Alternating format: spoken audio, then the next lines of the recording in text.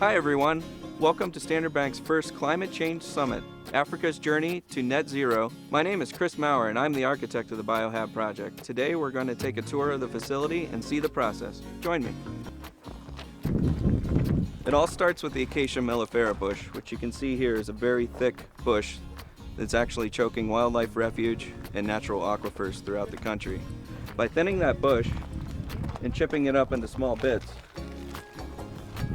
we can use this wood as a substrate for growing mushrooms and then use the waste from that for building materials.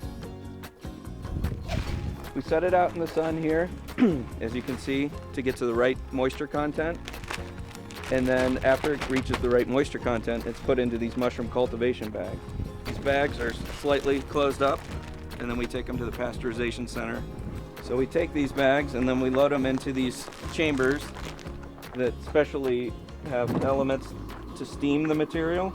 That'll kill off any of the organisms that are in here, so we can introduce mycelium and it'll have free reign of the substrate.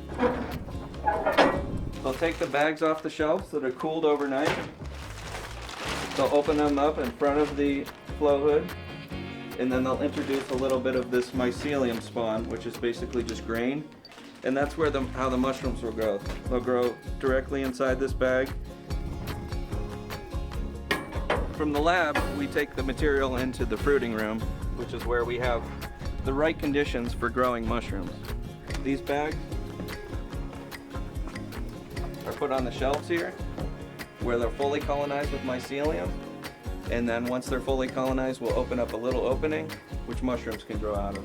You can see Hilma is about to harvest some more mushrooms in here. So the mushrooms that are harvested are taken to market and they're sold at the supermarket here. The profits from that are going to Standard Bank Namibia's Biobrick Foundation, which provides shack dwellers with healthy, safe homes. It takes a fraction of the water to grow mushrooms than it does to grow crops. So after the mushrooms are harvested, we're still left with this mycelium composite. This is the Acacia mellifera bush chipped up with mycelium that's fully colonnaded through there. This would be a waste material from the mushroom farm normally. Sometimes it can be used for compost, but we found that the better use for this is to actually turn this into building materials, where the carbon can be locked away for decades. And we put it into a new container that's specially suited for making bricks. And then that is what's suited for going into our brick making press. This is the Biohab brick making press. The mycelium is loaded into here, which is pushed back into a metal form. The metal form is then taken to a brick making oven, and then the material that comes out of that is similar to this here. A very dense composite. It has the density of about wood, but it has the strength of concrete, making it a very good multifunctional material that is structural, insulative, fire resistant, sound attenuating, and can be used for all kinds of applications within the Biohab. So Aviator and Saki are now taking the brick mold into the oven. The end result of the process is our micro blocks. So this is made from the waste of mushroom farming, and not only does it preserve wildlife and habitat here in Namibia, but it stores carbon for a brighter future and sustainability. So now you've seen the process, from bush to brick and mushrooms in between.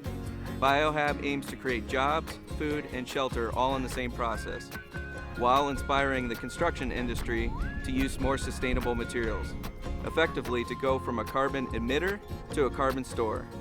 Biohab is not just a building, it is an ecosystem.